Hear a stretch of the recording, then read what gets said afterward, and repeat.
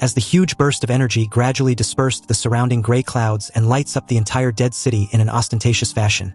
Every freshman of the Imperial University who had been holding their breath in hiding suddenly stared at the explosion in the sky, some in amazement and admiration, others in worry that it would cause trouble, and a few were indifferent. But almost everyone was curiously wondering what expert had that level of insanely flashy entrance, unaware that this supposed expert was one of their own. Only Chu Zhou and Lu Qingzhu were familiar with this high-profile appearance. And speaking of these two, in a building somewhere, a pale-faced Lu Qingzhu looked at the blue light explosion outside the window and already knew he had entered this dead city. However, she was in no condition to leave where she was hiding. Unlike Chu Zhou, who was already rushing towards the location of the explosion with a sword in hand, he knew that Yi's flare had made him the focus of the entire city. Anyway, back to Yi, the arrogant fucker looked at the restless city and realized he had not only attracted the attention of his teammates, but their enemies as well. Right on cue, Yi heard the sound of footsteps nearby, and at some point, a strange figure wearing black clothes and a white pig head mask had appeared behind him. In this mysterious person's hand was a rusty chain, at the end of which was a blood-stained long knife. Seeing this strange-looking man, he could tell at first glance that he was no good. So without any hesitation, blue flames came out of Yi's feet, leaving a scorching mark on the floor. Then, accompanied by a sonic boom, he was upon the guy in an instant. He punched directly at the opponent's pig-headed mask with his atomic fist, enunciating his intention to rip the guy's head off. But unexpectedly, the moment Yi's atomic fist hit his target's head, the long sharp knife in this mysterious person's hand also stabbed him in the abdomen, directly ignoring his martial arts shield and Demora's skin defense. But surprising enough, Yi's atomic fist, which was thousands of degrees high and could even melt steel, only managed to just submerge the pig-headed man's head in blue flames, but didn't really burn it off. The pig-headed man clenched the handle of the sharp knife that had stabbed into Yi's abdomen. He exerted force with his arms, trying to cut Yi's body open, but no matter how hard he tried, he failed to swing the long knife. In fact, his sharp knife was stuck in Yi's quickly healing muscle layer. The pig-headed man immediately wanted to retreat, but Yi grabbed the rusty iron chain wrapped around the pig-headed man's arm tightly and pulled him towards him. The guy's strength wasn't much, but his weapon was very special. It seems to have the ability to ignore any defense. He grinned mischievously and questioned what the hell the guy was. He then grabbed this strange-looking guy's pig-headed mask with both hands and opened his pig-headed mouth, declaring that it was time for his oral surgery. He should stop resisting and open obediently. What followed next was a blue beam of high-temperature light gushing out of Yi's mouth and pouring directly into the guy's pig-headed mask. The pig-headed man struggled violently with his limbs, but no matter what he did, he could not break free from Yi's firm hold. As the smell of burnt barbecue wafted out, the pig-headed man finally stopped struggling. But his pig mouth had been pierced by the atomic breath and his neck had been melted by the high temperature. Holding the pig's headed mask, he declared himself as an honest person. He did what he said he would. But in that moment, he also noticed something inside the mask he was holding. He pulled out a green pendant from the wide-open mouth of the pig's headed mask. With this, Yi was convinced that everything was actually a trial of the Imperial University, and they were probably supposed to kill monsters for loot. Also, the long sharp knife which was logged inside his abdomen shatters into tiny fragments in that moment. It seems the masked person's weapon must have been blessed with the martial energy of a high-level warrior, making it extremely sharp. Once the martial energy faded, the weapon reverted back to an ordinary item.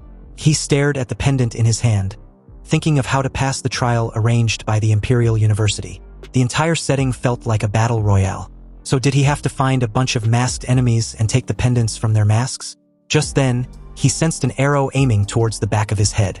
But before the arrow could get any closer, a ferocious evil shadow instantly rushed out of Yi's body, opening several bloody mouths from all angles, stopping the arrow and biting it into pieces.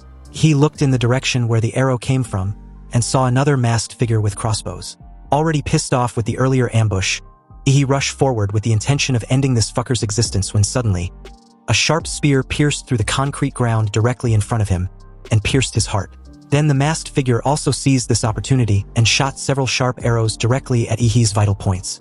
After getting rid of the pig-headed man, he hadn't even had time to catch his breath before he was surrounded by murderous intent from all directions, but it was still a bit too naive to think of taking him down this way. Yi roared angrily and summoned the power of the humanoid giant from his monster template. Intense flames and steam burst out from his body, and huge ribs grew around him, woven with a burning new colossal figure entirely enveloped in dark and red evil spirits. The masked figure with crossbows, clearly scared shitless, stared at the insanely massive fist descending upon him like a freaking meteor. He roared as his explosive punch shattered the entire building into a cloud of dust and debris, and with it, the masked figure with crossbows. Most of the freshmen watched the chaos from afar, wondering what was going on for an entire building to collapse so suddenly. He walked out of the dusty debris with the spear in hand. He wanted to see the person who nearly skewered him like a kebab. And in that moment, the person in question appeared in front of him on his own initiative. This time around, the person was wearing a red-eyed rabbit mask and a black suit. In his hand, he held a brand new spear. It seems that as long as these masked men's bodies are not dead, their weapons can be regenerated continuously. The guy bent his legs, and his calf muscles bulged as big as a balloon. Then he exerted his entire body strength to jump and flew towards he like a cannonball, his spear aimed at him. He raised his leg and tried to kick the rabbit-headed man mid-air, but his body was too soft. Before the force of the kick could hit the rabbit-headed man, he spun in the air and changed his trajectory with his spear still aimed at his target. He was stunned to see this. The mysterious rabbit-headed man knew martial arts. What the hell? Just as the spear came about a few centimeters away from He's stunned expression, a familiar chill joined the battlefield. And with the power of the ice element dragon, a massive ice wall suddenly blocked the spear of the rabbit-headed man. So, under the shade of a couple ruined buildings, Chu Zhou announced his presence by encasing the rabbit-headed man with an ice wall several meters high.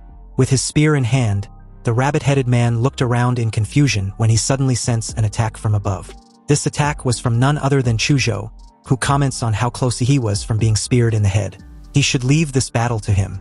The rabbit-headed man managed to evade Chu Zhou's attack when he pierced the spot the target initially was with his sword. As countless ice shards erupted from underneath the ground, the rabbit-headed man jumped out of the encased wall of ice. And while in the air, it counterattacked with his spear. The sword and the spear collided multiple times in an instant, creating dazzling sparks in the air. In a few seconds, the two men fought dozens of rounds with the weapons in their hands. Sparks flickered in the dark space. Even though the rabbit-headed man had the advantage with his spear weapon, he could not gain an advantage over Chu Zhou's superb swordsmanship. In another sword fight, Chu Zhou released the power of ice and successfully froze the spear in the rabbit-headed man's hand. After the weapon was briefly sealed, the rabbit-headed man quickly fell into a disadvantage. Chu Zhou seized this opportunity and punched the rabbit-headed man in the chest with his open palm. Although the rabbit-headed man was sent flying, he still managed to block the full force of the attack with his frozen spear. It tried to retreat quickly, but a sudden pair of large hands that had been patiently waiting reached out from the shadows and grabbed him tightly. He, back in his colossal humanoid form, was finally able to catch the little cutie who had been evading him like a scared, terrifying bunny he was.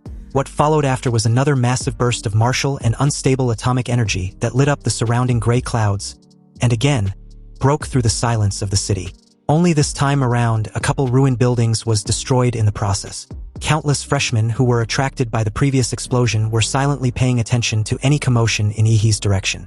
Meanwhile, as the scene shifted to a strange urban space a few minutes ago, two freshmen who were in a temporary alliance were hiding in a building not far away. Wondering why there was no movements in He's location after his flashy presence, a freshman asked his partner if the guy who barged in so ostentatiously was dead. He must be his partner, a female freshman replied calmly. They had had over a dozen people ambush those masked men, yet none were injured. And on top of that, their weapons could break through any defense. They were simply opponents beyond their current level, and they had no way in dealing with them. That guy who came in blasting skyward and started talking trash was too arrogant. He must be a student from a small city, definitely a local, who got into the Imperial University by sheer luck. A frog in a well and probably full of self-importance. To be honest, the top scholars in big cities were simply not on the same level as those in small cities like them. Also, she heard that Yan Zhengxiong and Ouyang Zhe from Magic City, Lan Yusi from Deep Blue City, and Xin Chan from Liuli Island have already started hunting down the masked men. But she really doesn't know how they did it. The guy was amazed at how insanely strong these freshmen were. But doesn't that imply that the freshman champion would be one of them? The lady disagrees resolutely. Every freshman president have always been a local from the imperial capital. And against those Huadu prodigies, students from other regions of Xia Kingdom were no match, and therefore could not compete at all. The martial arts cultivation resources they have received since childhood are worlds apart. It was in this moment that the two were interrupted by a sudden loud explosive blue beam that lighted up the entire city. The two freshmen looked up at the sky, both stunned. Because this exaggerated blue light streaked across the sky, dividing the gray sky into two. The two looked at each other, both confused.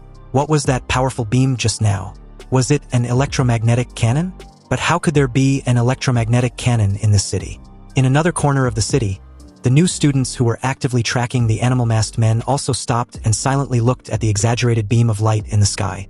Yan Zhengxiong placed the broadsword in his hand on the ground, and the huge weight caused the blade to pierce a dead horsehead masked man and sink directly into the ground. He kicked the horsehead masked man under his feet and looked at his good friend and the top scholar in Magic City, Ouyang-Zhe. Ouyang-Zhe was wearing a black jacket with a white sweatshirt underneath. At this moment, he was wearing the hood of the sweatshirt and staring at the blue beam of light in the distance that had penetrated the sky. Yan Zhengxiong asked of Ouyang-Ze's thoughts on the blue beam. Ouyang-Zhe answered that the attack method doesn't seem like the masked man style. It's most likely some newcomer's method. New student? Yan Zhengxiong repeated with a slight edge in his tone. You see, apart from those freshmen from the imperial capital, there really wasn't anyone else who could possess such exaggerated power. Yan Zhengxiong truly couldn't comprehend this unexpected development. Yan Zhengxiong suggests they go check it out. After all, they have already collected the pendants of rat, dog, monkey, and horse. Lan Yusi from Deep Blue City has at least one goat pendant. Xin Chun from Liuli Island has at least one snake pendant. And a female freshman named Lu Qingzhu seems to have killed the Minotaur and obtained an ox pendant. If the masked men are really arranged according to the 12 Chinese zodiac, then there are only 5 pendants left. Pig, rabbit, chicken, tiger, and dragon. As for the dragon, it's undoubtedly an absolute monster.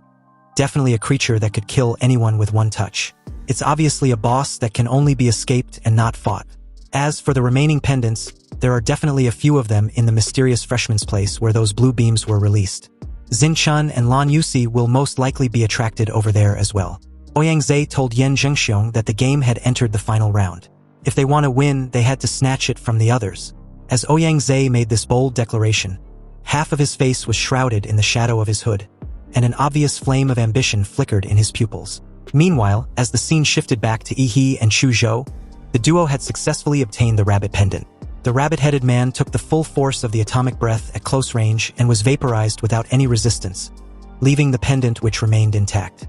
Seeing the rabbit pendant in Yi's hands, Chu Zhou felt a little confused and asked for clarification, wanting to know what the pendant was. He answered after a brief consideration. Before Chu Zhou arrived, his friend had already killed a guy wearing a pig head mask and got a pendant with a pig shape carved on it from his mask. If he had to guess correctly, this trial should be about collecting all the pendants in the heads of these animals.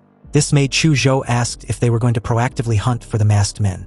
Exactly, he answered upon hearing this question. On the rooftop just now, another mysterious figure shot an arrow at him. It must be another masked man. Apparently, the masked figure with crossbows survived and escaped during the chaos. He clearly remembered the exact location where the arrow was shot at him, and he intends on finding the masked figure and settling the score. The two quickly came to where the archer used to be and found no traces of the masked figure with crossbows. But since Yi was hit with his arrow, he can track him with it. After a while of intense tracking and searching the dead city, they came across what looks like a battlefield. It seems someone has already gotten to their target first. Chu Zhou looked at the traces of the fierce battle on the ground, and it seems that the damage was caused by some high-temperature attack which was particularly eye-catching. He touched the scorch marks on the ground, and it was very warm, which meant that the opponent had not gone far. The next moment, Chu Zhou's ice demon dragon bloodline gave rise to a strong hostility.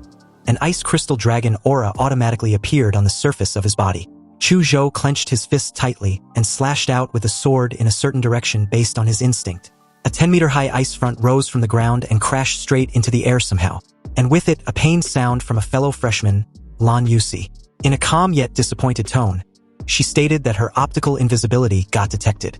Lan Yusi feigned being a delicate girl, and with her pair of blue-purple eyeshadow that particularly highlighted her attractiveness and helplessness. Her demeanor was a far cry from someone with ill intentions, or so it might seem. But for someone caught sneaking around, Lan Yusi didn't seem the least bit threatened when Chu Zhou straight up struck her with his ice element. He also pointed out how anyone who preferred hiding in the shadows were always up to no good. Anyway, before Lan Yusi could reply, another freshman, a guy, with exquisite clothes and gray middle-parted hair appeared out of thin air. The moment he appeared, the temperature around him began to rise rapidly as red flames danced around his hands. He told a cautious Lan Yusi to get out of the way before his palms quickly turned shiny and red like a branding iron. Activating a genetic technique, the Flame Demon Battle Body, Zinchan slammed his palm against the impressive ice front. Flames flickered in the ice as they shattered into broken fragments, and a large amount of water vapor exploded, quickly filling the entire area. Zinchan, with a laid-back yet arrogant demeanor, held a pack of cigarette as he teased Lan Yusi for having such a weak optical camouflage. It's no-brainer that she was discovered so easily. He didn't exchange pleasantries and went straight to the point, asking if the two were planning on ambushing them. With an innocent look, Lan Yusi replied before Zinchan could, stating that he got it wrong. Everything that had just transpired seemed to be a little misunderstanding. They just dealt with a guy wearing a chicken mask and hid only to lure out other masked men. Zinchan, who was standing aside, took out a cigarette as if nothing had happened, rubbed his fingers together and snapped them, then smoothly lit the cigarette with a tiny flame on his fingertip. Really? Then what's this supposed to mean? His hand suddenly grabbed to the side, and a woman who looked exactly like Lan Yusi appeared out of nowhere. He grabbed her throat tightly, raised her in the air, and as she struggled in pain, she dropped a dagger with a strange blue-purple color. Obviously, the dagger was coated with poison. He casually crushed the neck of the clone in his hand as the expression of the real Lan Yusi instantly darkened. Zinchan beside him gave a rogue smile. He had never thought that Lan Yusi's sneak attack could succeed. Otherwise, it would be too boring. After smoking the entire cigarette in one breath, he dropped it and took a step forward. Zinchan puffed out his cheeks, and they enlarged grotesquely like an inflated balloon. He then exhaled a large cloud of black fog towards Yi and Chuzhou. The two retreated in time and avoided the black mist spitted out in their direction. But they didn't expect Lan Yusi to take out a yellow fan with flashing runes and violently fan the black mist. The strong wind blew, causing the black fog to spread rapidly, submerging Yi and Chuzhou. Zinchan rubbed a massive fireball from his fingertips and decided to heat things up. He shot it straight into the black fog. A deafening boom immediately sounded, and with it, the black fog was instantly ignited. The scorching temperature caused the air to twist and turned into a ball of flames. Satisfied, Lan Yusi smiled and covered his face with her fan. So what if their opponents were strong? They were still no match for them. Anyway, just as the creepy-looking bastard raised his eyebrows proudly and gave a sadistic smile, a thunderous clap rang out. He had clapped his hands in the fire cloud, and the incredible shockwave generated directly extinguished the entire cloud of flames. Zinchan's eyes bulged out as he shouted in absolute disbelief. He couldn't comprehend how a simple clap was enough to dispel his fire cloud. Zinchan's incredulous expression suddenly turned into confusion when he saw a fist inches away from rearranging his face. Looking at the incoming fist, his pupils shrank. He wanted to defend or dodge, but compared to that fist, he was too slow. He had activated his mountain-blocking fist and made his way towards him like a torpedo.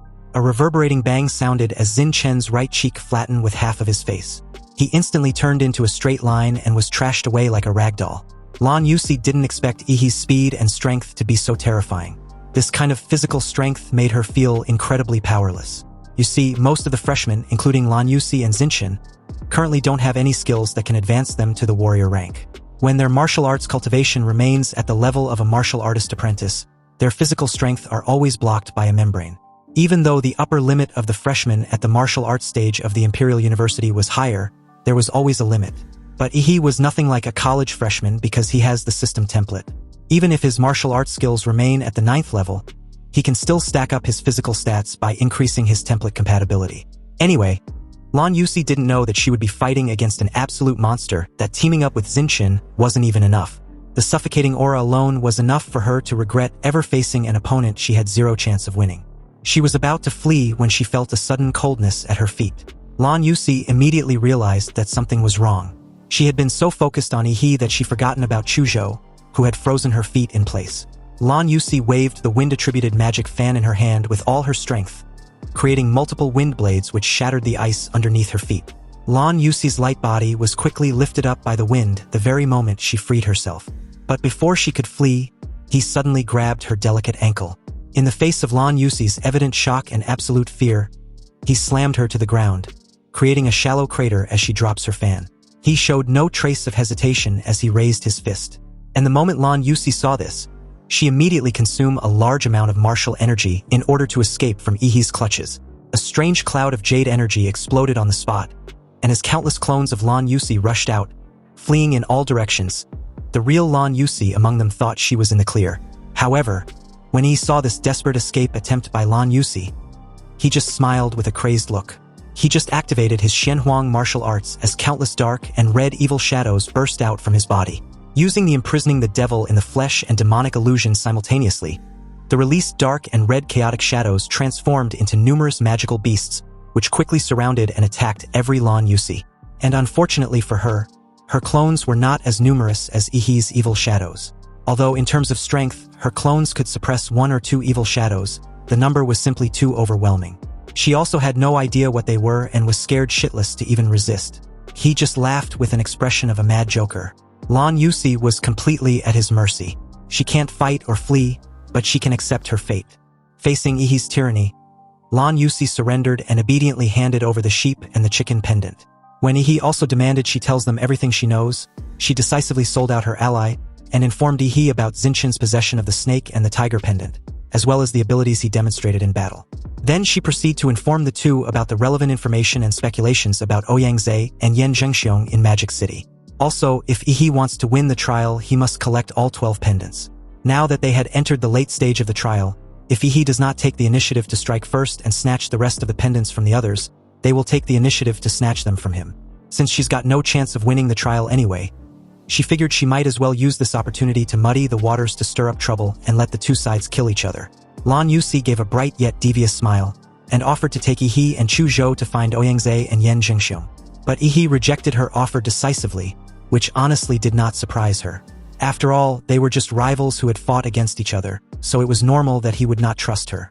However, what shocked her was the way he smiled as he kept staring at the fan beside her. And the moment he stated that he likes it, Lan Yusi had a bad feeling. Meanwhile, as the scene shifted elsewhere, Yan Zhengxiong and Ouyang were seriously making their way towards the explosion site they saw just moments ago. They had just encountered a group of ignorant guys who were planning to join forces to snatch their pendants. Although they were still a mob, it still took the two of them some time to get rid of them. They figured that at this point in time, Zinchen and Lan Yusi must have already found their target. But it wouldn't matter because no matter who wins, they can just snatch the pendants from them. All they can do is keep it for them temporarily. Although Ouyang words were extremely overbearing, Yan Zhengxiong didn't think there was anything wrong with it. In his opinion, this was indeed the case. Suddenly, his pupils shrank and he exclaimed in shock, questioning his friend about the corpse he was staring at. Ouyang also stopped, squinting his eyes and looking at the horrific scene on the street ahead. Zinchen's body was cut in half, simply and neatly, and had been thrown casually on the street like a dead dog, with shock and anger still itched on his face. It seemed that the sword that killed him was fast. So fast that Zinchen didn't have time to show any trace of fear, so his expression remained forever in the previous second. You see, a few minutes ago, Zinchen, who had managed to escape during the brief commotion between Lan Yusi and Ihi, was still railing about how monstrous he was. He didn't expect that he would meet such a strong and unfair guy before even reaching the imperial capital. Nonetheless, he took solace knowing full well that he had definitely crushed Lan Yusi by now. But Zinchen couldn't shake the feeling that he had also been marked by Ihi somehow, and will definitely be sought after. It seems like he needs to find and team up with Ouyang and Yan Zhengxiong from Magic City. In that precise moment, Zinchen heard the sound of a sharp blade dragging on the ground from behind. When he turned around, he saw a figure holding a long tang sword dozens of meters away. On his face, he wore a majestic and ferocious dragon mask made of cold black iron. He was over 2 meters tall, but his physique was extremely thin. He was wearing a black and gray rag suit that swayed in the wind. The most eye-catching thing was his eyes. He has double pupils, with 2 blood-red pupils squeezed in one eyeball, exuding a mysterious and eerie feeling that instinctively shows that he's not to be messed with. This was the first time Zinchen had encountered someone wearing a dragon mask. The feeling this mysterious figure gave him was different from other masked men he dealt with. No matter how agile the other masked men were, they always gave him a feeling of being dead. This masked guy, however, feels alive? The street lights built dozens of meters between the two flickered, as if the current was affected by something and became unstable. Zinchen swallowed his saliva and blinked, and the dragon-masked man with his sword seemed to have teleported, moving forward more than 10 meters, and all the street lights behind him went out with a sizzling sound. For a split second, the entire streets plunged into darkness and silence. When they came back on, Zinchen's body was cut in half. Blood spurted out like a fountain as the dragon-masked man grabbed the snake and the tiger pendant from the corpse, then disappeared into the dark and silent street. Back to the present, Yan Jingxiong was curious as to why Xinchen was killed on the streets of all places like a dog. As he examines the sharp slash on the corpse, Ouyang stated that it was done by the dragon masked man. The slash was clean and decisive. A one-hit kill, which shows that the opponent completely overwhelmed Xinchen in terms of strength. The only masked figure that can do this was the dragon mask among the 12 zodiac masks. Yan Zhengxiong was slightly puzzled when he heard what Ouyang just said. He initially believed the dragon masked man was only supposed to move around in the underground parking lot. Apparently, the first time Yan Zhengxiong and Ouyang saw the dragon masked man was after they had killed the dog masked man. Yan Zhengxiong was confident that although the masked man was very powerful, he would never be a match for the two heroes of Magic City. At that time, 20 freshmen followed the two of them. In order to win people's hearts, Ouyang, as the team leader, led everyone to the underground garage in the south side of the city. He heard that someone had witnessed the masked man there. The final result was that only Yan Jingxiong and Ouyang left there alive. When Ouyang first saw the dragon masked man cutting open the bodies of two freshmen like cutting melons and vegetables, he couldn't believe it. After all, this was the freshman trial of the Imperial University. How could anyone really die? But the hot blood was definitely not fake. Seeing Xinchun's tragic death, Ouyang expression suddenly turned gloomy as he recalls those unpleasant memories. Yan Jingxiong's voice brought Ouyang back to reality as he asked what their next move should be. Because the pendant on Xinchen seemed to have been taken away, Ouyang explained after briefly thinking things over. He deduced that the reason why the dragon masked man left the underground garage was probably because the freshmen, had completed a certain condition, like a situation where all the masked men had been defeated. Which means the restrictions on the final boss had been lifted and he can now move freely. Just like how the ordinary Zodiac masked men automatically hunted down every freshman. Perhaps the dragon masked man's objective was to take the initiative to hunt down every freshman in possession of a Zodiac pendant. At present, it's impossible to fight against the dragon masked man in a head-on confrontation. They must be one step ahead of him and snatch the pendants from the others. They absolutely cannot let the pendants fall into his hands. Ouyang made up his mind that he would take the initiative to send out signals to attract the other pendant holders and fight them to the death. He activated his fourth order king bloodline awakening, the golden winged dragon. Ouyang body burst into golden light. A few feathers grew on his cheeks. A pair of platinum-colored winding dragon horns grew on his forehead. And a pair of domineering golden feathers more than 4 meters wide and mixed with dragon scales spread out. Ouyang flapped his wings, flew high into the sky, and let out a provocative cry. The sound of golden martial energy spread throughout the city. Ouyang was calling for challengers. Elsewhere in the dead city, Lu Qingzhu, who was in the first carriage of the Imperial train and was among the first batch of freshmen to be drawn into this strange city, was currently hiding in a ruined building with her wounds still untreated. After she and 2 freshmen teamed up to kill the Minotaur masked man, they mistakenly entered an underground parking lot and encountered the mysterious masked man holding a tang sword and wearing a dragon mask. One teammate was killed on the spot. If more than 20 people had not come in later and attracted the attention of the dragon masked man, she knew that she would have died there. But even though she came out alive, she was severely wounded by the sword energy of the dragon masked man. Fortunately, she and another survivor met a teacher from the Imperial University, who claimed that the Imperial University train had been attacked. With the professors and several other teachers currently missing, he had a way to get someone out of the city to warn everyone. Lu Qingzhu chose to let her fellow freshman leave the city on the grounds that she was seriously injured. Before that freshman left, she inexplicably thought of Yi. She took out a photo of Yi and for some unknown reason, asked the freshman who went out to warn Yi not to come there. Lu Qingzhu had been quietly recuperating after that when she saw the blue explosion in the sky. She immediately realized that Yi had entered the city after all. This was unfortunate, and on top of that, she didn't even have the energy to look for him. However, she believes that with Yi's brute strength, as long as he doesn't face the dragon masked man, he wouldn't lose to anyone. Just when she had barely regained the ability to move, an extremely aggressive cry reached her ears, the call of a high-level bloodline of the same kind as hers. Lu Qingzhu's heart tightened as she wondered whether she had been discovered. In her current condition, there is no way she can escape. The other party has sensed her aura and will definitely come to snatch the pendant from her hand. Though she doesn't care much about it, she has a feeling that he definitely needs it. So at the moment, she can't have a head-on confrontation with them, but can only lure them at the underground parking lot of the Dragon Masked Man. Ouyang stood high in the sky, and a faint blood connection made him look in a certain direction. He remembered this feeling. He had sensed it from the girl who was almost killed by the Dragon Masked Man in the underground parking lot. Ouyang recalled her name as Lu Qingzhu.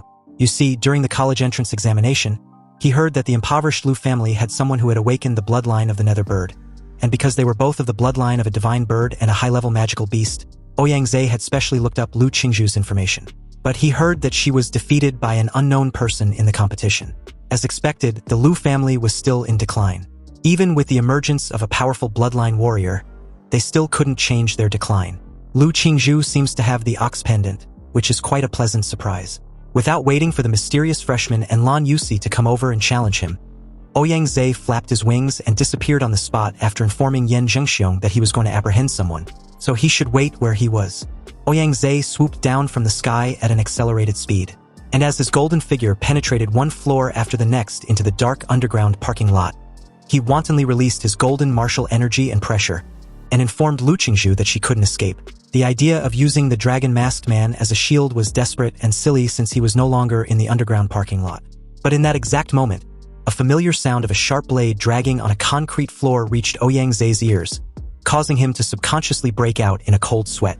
In the darkness ahead, a pair of creepy blood-red pupils were staring at him. Ouyang, who always prided himself on being smart, realized that he had seriously overlooked a glaring problem. The dragon-masked man, also known as Qianlong, should have gone hunting the zodiac pendant bearers who weren't actively avoiding him. However, if he was hunting down pendants bearers with primacy being the place with the most, then he would definitely give priority to this underground parking lot since there were currently 5 zodiac pendants there. And he had 4 on him. His arrogance had only brought nothing but a self-inflicted danger. A sizzling sound was heard as the lights in the underground parking lot began to flicker, and the moment Qianlong's blood-red double pupils shone brightly, Ouyang suddenly felt some sort of dimensional shift. He looked solemnly at the tall and thin figure holding a long knife in front of him. Although Qianlong was so thin, Ouyang could still feel an indescribable sense of oppression. Just facing him alone feels suffocating. He wanted to escape from there, but he couldn't even if he tried. If he'd guessed correctly, Qianlong possesses a special domain that activates when anyone lock eyes with him. So the moment Qianlong looked at him, Ouyang was forcibly pulled into his field domain. Now, he can only leave if certain conditions are met or Qianlong, the caster, is eliminated. He had been so careless to the point that he was being pushed to such dire straits. The reason why he and Yan Zhengxiong were able to escape last time was the 20 other freshmen who unknowingly became their cannon fodder. This time, however, he was alone. All the lights had disappeared, and in the dead silence and darkness of the underground parking lot, Qianlong left an afterimage from where he stood the moment he dashed forward, then followed it up with multiple slashes with his sword. Ouyang immediately flapped his wings in front of him as a shield, and bore the brunt of the cold slashes of the sword on his wings. But within that split moment, Qianlong had already made his way behind him with his sword raised. Ouyang golden pupils widened with a sense of dread. He had a premonition that he would not be able to avoid the next blow and could only brace himself.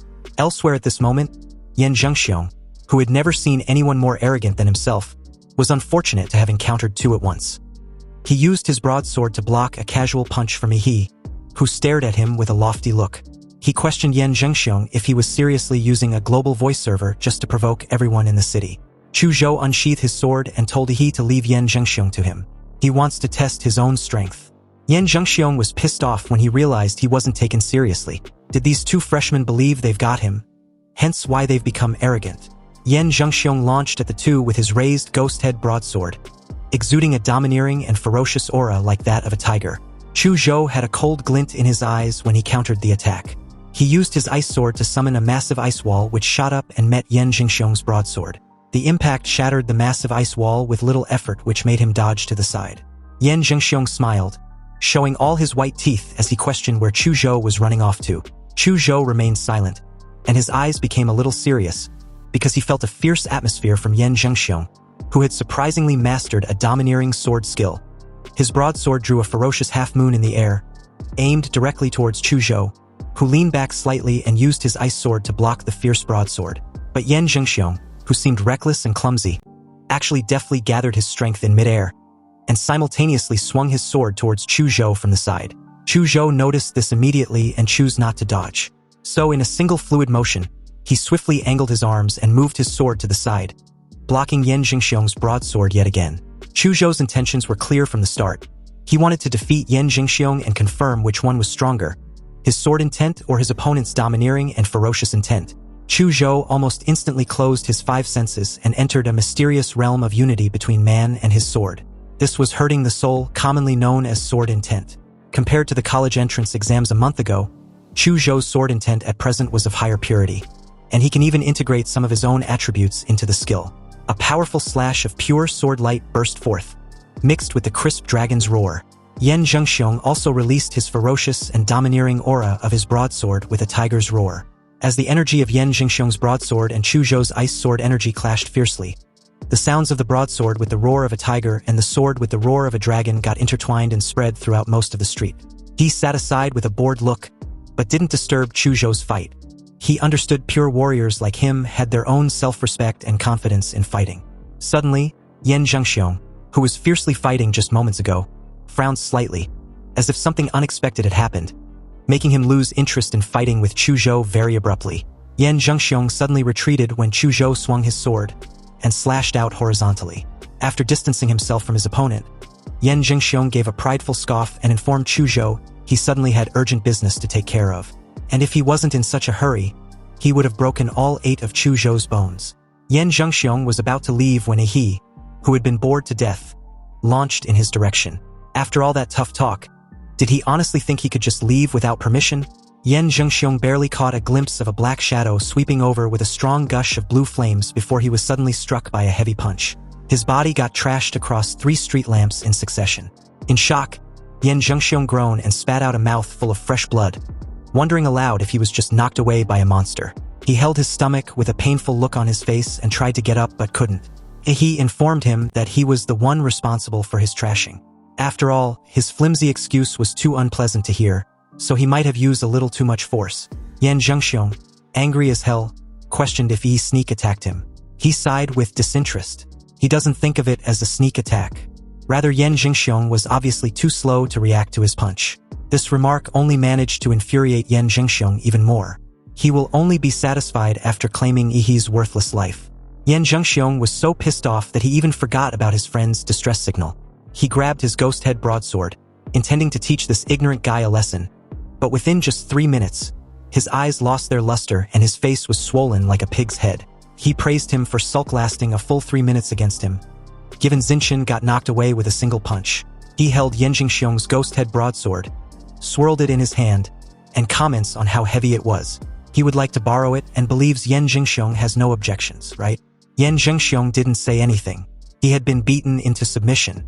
When he thought about how he was treated like trash, and was repeatedly picked up and slammed to the ground by his body trembled. Anyway, the domineering and ferocious aura of the broadsword was cool, but it lacks the necessary reinforcement. As an upgrade, Yi used his atomic flames on the sword, transforming it to suit his style and radioactive energy.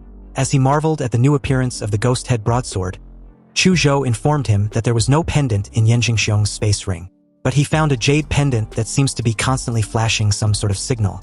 It's also engraved with the word, Ouyang, and looks like it's about to flicker out completely. Meanwhile, back in the field domain, Ouyang Zhe had already held on in Qianlong's hands for 5 minutes, at the cost of both of his golden wings being cut off, and all his means of saving his life had been exhausted. He once tried to actively attack Qianlong, but the result was him completely losing an arm. The sword energy that entered his body made his situation even worse.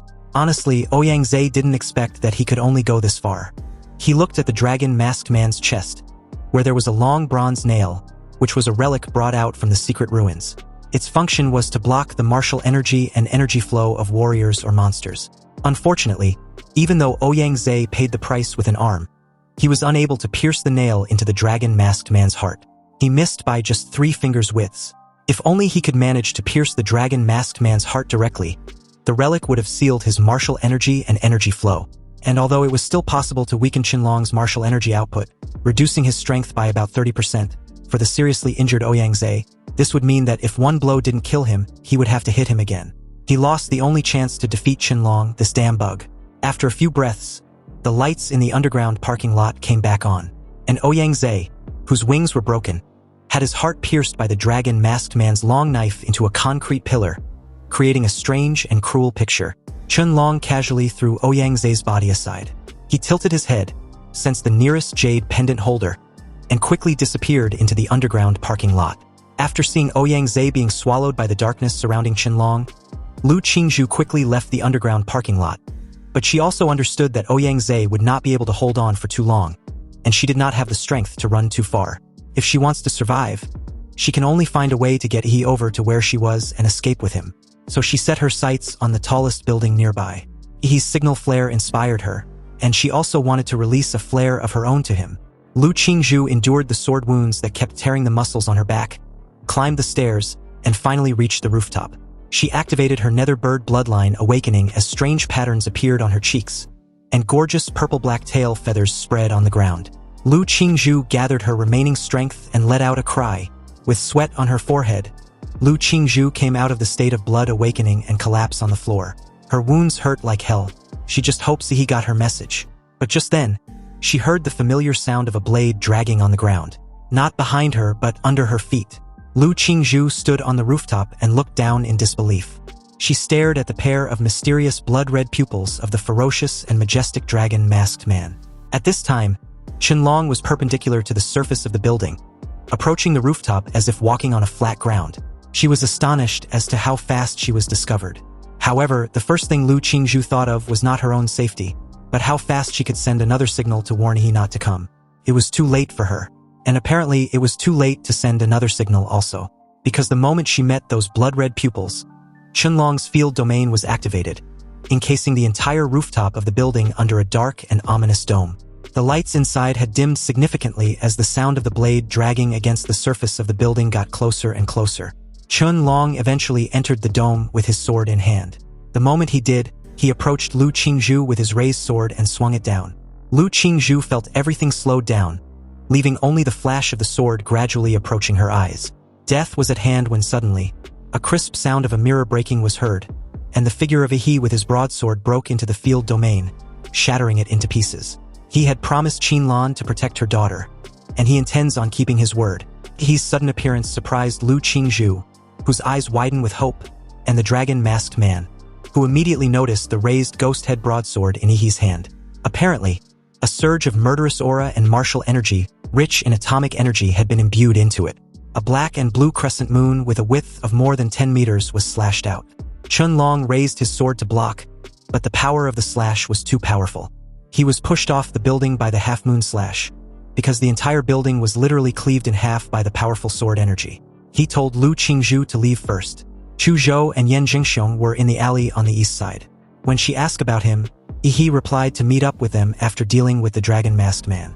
With that said, he didn't give Lu Qingzhu any chance to disagree, and made his way directly below. He fell from the sky like a meteor, shaking off a large amount of dust when he landed. But Qianlong, who was slashed to the ground moments earlier, was nowhere to be found. It was like he'd disappeared, and this was really troublesome since he couldn't find his location with his magnetic field detection. He looked at the quiet streets and guarded against any potential murderous intent.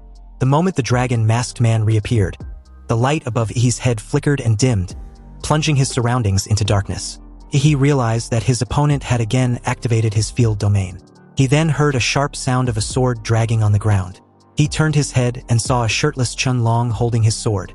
It seems his clothes had been completely destroyed by the crescent black slash just now. When Ihi got Lu Qingzhu's distress signal earlier, he quickly rushed over, and was fortunate to notice the discrepancy the dark dome created. He wondered if this was the only way the dragon-masked man knew how to fight, which was to hide like a turtle in his little field. He keenly noticed that there was a huge nail stuck in the dragon-masked man's chest. Could that nail be the plan that Yan Jingxiong mentioned? Just as he was thinking of this, Qianlong's figure suddenly moved forward, but it was so fast that he barely caught up with his movements. He instinctively sensed the danger, and as someone who often practiced sparring with Chu Zhou, he was very familiar with the unique chill of approaching cold weapons. He grabbed his ghost-head broadsword and blocked the sword slash from above him. Dazzling sparks kept flashing the moment the two swords clash. He felt the tremendous force coming from the broadsword, and was somewhat surprised that Qianlong's thin body could burst out with such tremendous power. Now he's really looking forward to this fight.